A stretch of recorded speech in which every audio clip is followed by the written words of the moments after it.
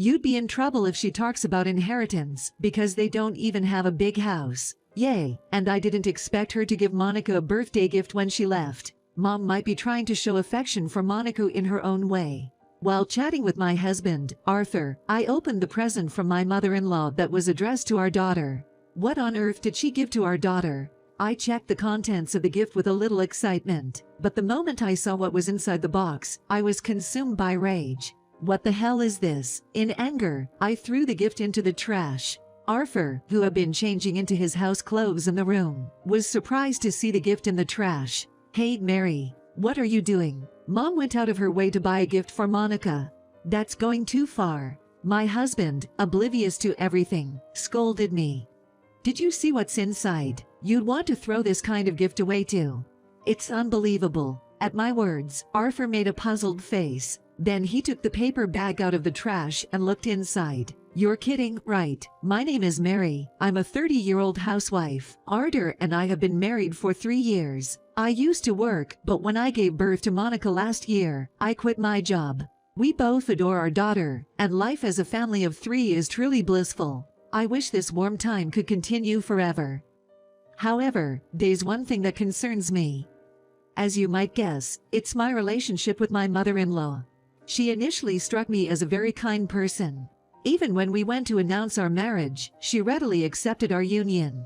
Although we didn't visit her house often, whenever we did, she was always kind to me, and I believed we had built a very good relationship.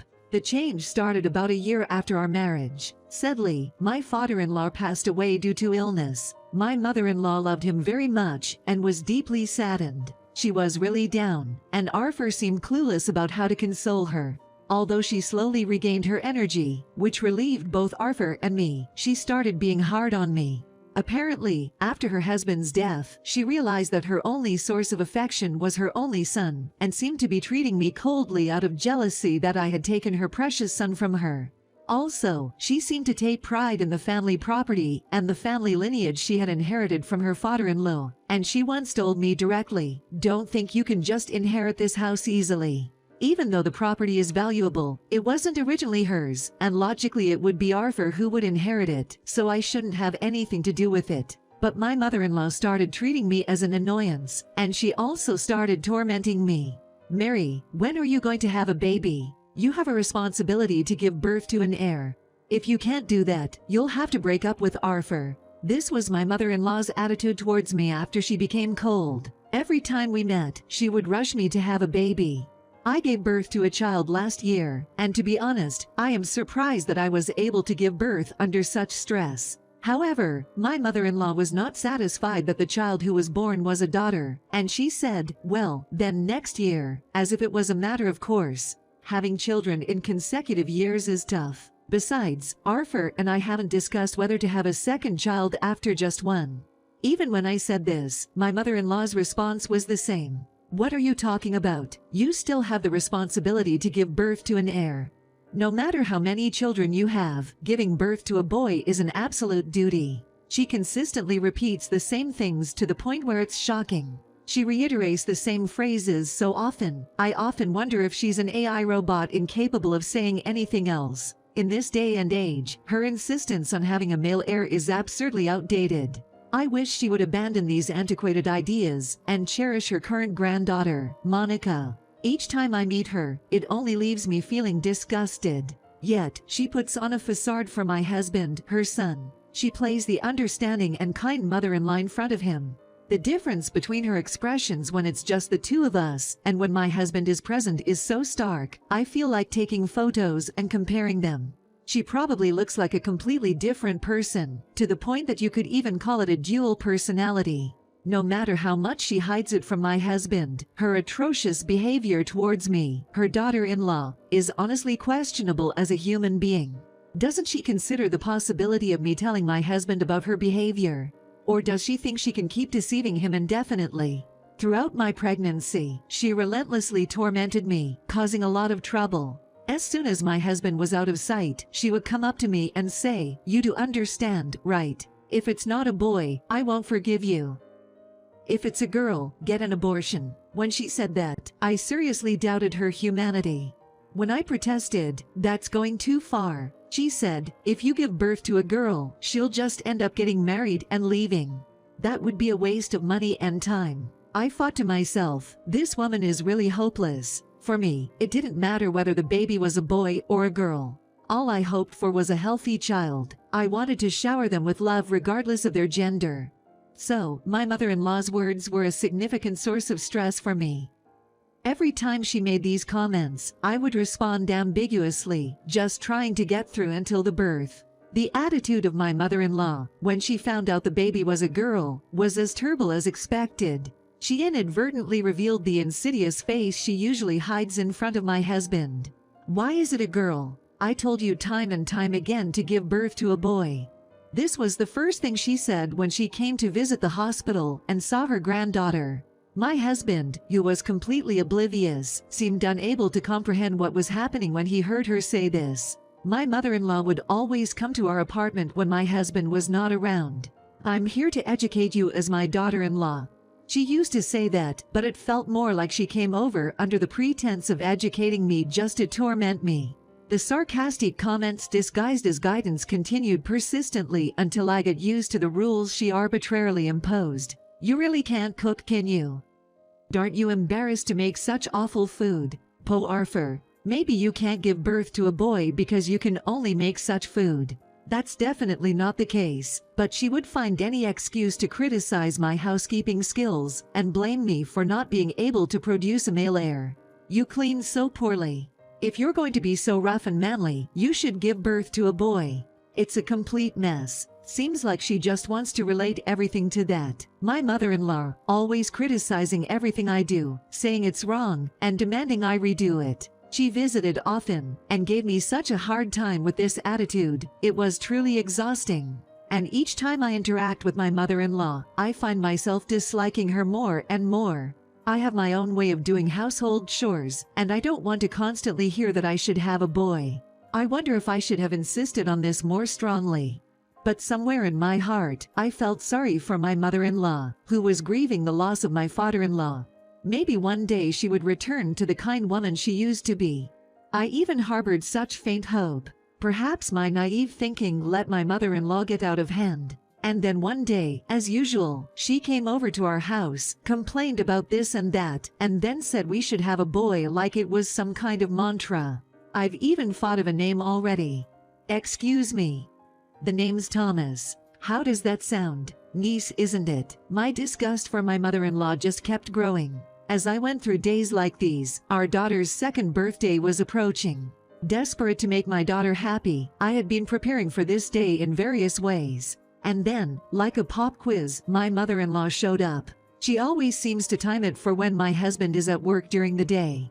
Even on a day when we're celebrating our daughter's birthday. I really didn't want to see her today. Well, I never want to see her. I put the birthday preparations on hold, made some tea, and entertained my mother-in-law in the living room. Really, I wonder why she's a girl. My mother-in-law said, looking at my daughter. Please stop, it's my daughter's birthday today. I wish she would just leave already. Recently, my mother-in-law hasn't been nagging me about household chores as much. Part of it was that I was getting used to it, and I was starting to get the hang of what would satisfy her. Well, the comments about having a boy and carrying on the family line are still as frequent as ever. Are you still not pregnant? It's not going to be a close age gap anymore, so you should hurry up and have a boy. I've said this many times, but my husband and I are not planning to have a child at all costs. Who knows what will happen with children? This time we were able to have a daughter not long after getting married, but there are couples who can't have children no matter how many years pass. Children don't come along according to one's wishes. You would think this is obvious if you gave it a little thought. I must have been quite stressed out. This was the first time I had spoken so firmly and clearly to my mother-in-law. When I said this, she widened her eyes in anger. What kind of daughter-in-law am I dealing with here? It's because of your attitude that you're not giving birth to a boy. You're brainwashing Arthur too, aren't you? Of course you are. Otherwise, Arthur should be hoping for a boy just like me. I was flabbergasted. It seemed futile to argue with my mother-in-law. I've told you many times, you're worthless until you give birth to a boy. I couldn't let her walk all over me anymore. Please, enough is enough. My husband has never spoken to me like that. My husband, our daughter, and I have built a very happy family. It's you who is disrupting that. If you're planning to tear apart my precious family, don't ever come back to this house. I finally said it. I let loose all my farts and complaints. My mother-in-law listened to my words, and then, with clenched fists, she glared at me, her hands shaking. She seemed about to say something, but just then, Arthur came home. Immediately, she changed her attitude and said, "Arthur, welcome home." I was disgusted with her quick change in demeanor. "Mom, I didn't know you were here." "Yes, but I'm leaving now." "No, right. I forgot. This is for your daughter, Monica's birthday." Huh. With that, my mother-in-law handed me a paper bag. "Well then, Arthur, take care of yourself." Yay. Then, she left with a smile. Arthur and I were both dumbfounded. Was Mom okay? "Yay, we were almost in a fight, but then you came back." She's really hopeless. I had been discussing my mother-in-law with Arthur for a while. When I recorded and played back our conversations at Arthur's request, he said, "This is awful." Afterwards, he told me, "If Mom does something outrageous again, let me know." He's been on my side. And that's what led to today. I recorded my interaction with my mother-in-law today as well, and played it for Arthur. "Well, you really had a row. You'd be in trouble if she talks about inheritance, because they don't even have a big house. But I didn't expect her to give Monica a birthday gift when she left. Mom might be trying to show affection for Monica in her own way." While chatting with Arthur, I opened the present from my mother-in-law that was addressed to our daughter. What on earth did she give us? I checked the contents of the gift with a little excitement, but the moment I saw what was inside the box, I was consumed by rage. What the hell is this? In anger, I threw the gift into the trash. Arthur, who had been changing into his house clothes in the room, was surprised to see the gift in the trash. "Hey, Mary, what are you doing?" Even though Mom went out of her way to buy a gift for Monica. "That's going too far." My husband, oblivious to everything, scolded me. From an outsider's perspective, it's abnormal behavior. But I knew Arthur would understand. "Did you see what's inside? You'd want to throw this kind of gift away too."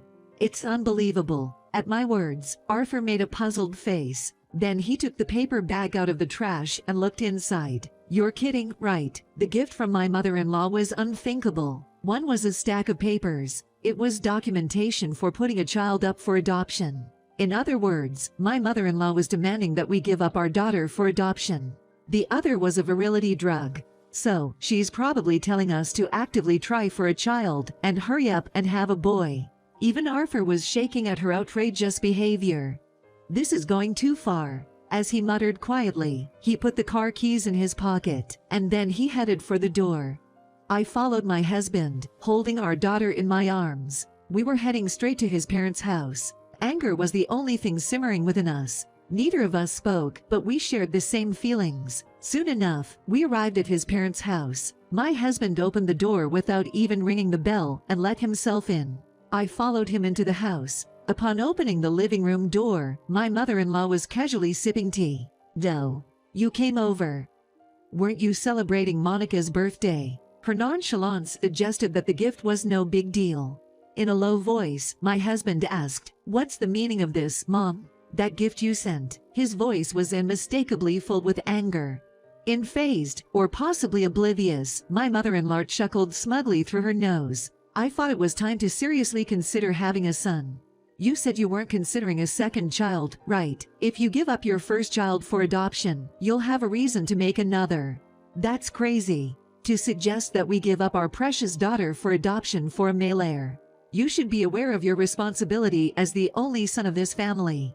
Apparently, my mother-in-law had lost her patience, revealing her true colors even to her son, my husband. "I see. So that's how you think, Mom." "Yes, that's right. You need to have a son to protect the family line. Enough of that. I love Monica, and I love Mary. Isn't it more important to have a family bonded by blood, rather than lineage? I've always cared about you as a parent who is related by blood. So, please take care of Monica as well. To consider giving her up for adoption is way out of line." My husband said this to his mother, angry yet gently.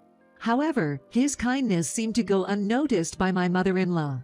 "I see you don't understand me as much as I thought you did." "What? You see, there's no point in giving birth to a girl. After all, she'll just marry into another family. It's your duty to carry on this respectable family line." Upon hearing my mother-in-law's words, my husband unclenched his fists. "I see. My words won't reach your ears anymore. If this house and lineage are so important to you, why don't you protect them all by yourself till the end? I won't get in your way." At my husband's words, my mother-in-law tilted her head. "What are you talking about? You're the only son of this family. By default, you are to inherit this house and land and become the head of the family." My husband gave a slight smile and said to her, "Nope, I refuse. I'm cutting ties with you and becoming adopted into Mary's family." "What?" My mother-in-law was flustered by my husband's sudden declaration of adoption. That's unacceptable. You have to inherit this house and have a son. I'm tired of all that. I can't forgive you anymore. You crossed a line. You went too far. Spend your time reflecting alone." "No. Arthur, wait." My mother-in-law, her head bowed low, tried to cling to my husband's leg. He shook off her hand, and we left her house together. Later, we explained the situation to my parents, and my husband became an adopted son of my family.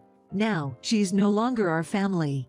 According to what my husband secretly heard from a relative, my mother-in-law is bedridden from the shock of being abandoned by her only son. But I don't pity her, nor do I sympathize. After all, she has done so much to us. She should regret her selfish actions. Then, my husband and I, along with our daughter, moved into a newly purchased home. Partly to avoid any intrusion from my mother-in-law, but also because it felt like the right time to buy our own house. Now, the three of us are living happily together in our beautiful new home.